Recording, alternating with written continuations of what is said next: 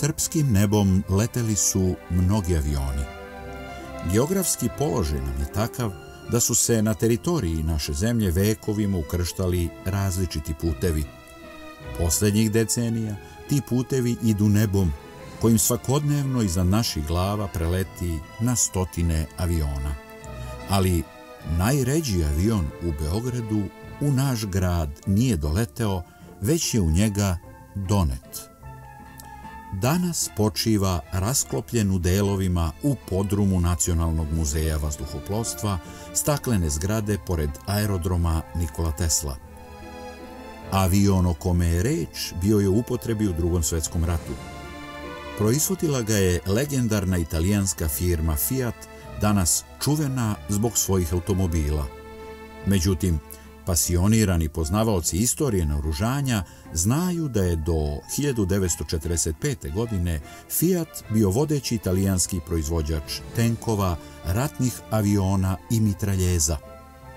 Sa proizvodnih traka fabrike u Torinu tako je u jednom trenutku sišao i avion koji je bio označen kao model G50 bis. Ratno ime bilo mu je Frecija, to je na italijanskom značilo strela. Tokom Drugog svjetskog rata proizvedeno je 1000 primjeraka ovog aviona.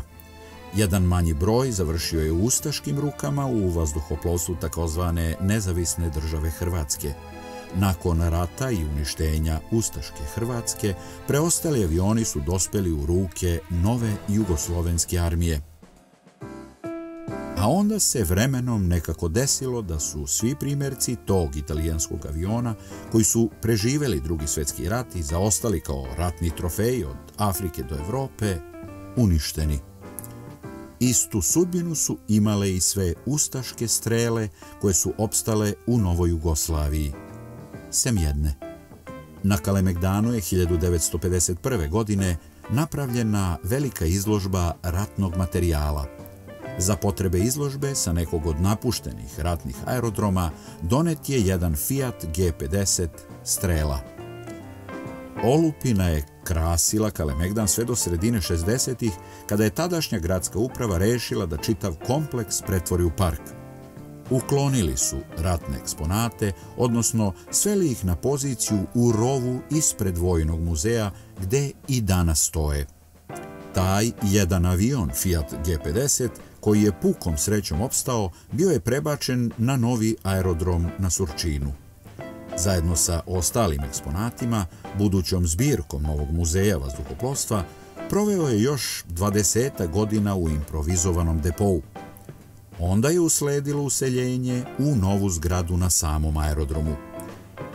Međutim, i kad je muzej dobio svoju zbirku, ovog aviona nije bilo u njoj. Jednostavno, niko se nikada nije potrudio da ga rekonstruiše do nivoa da bude muzejski eksponat.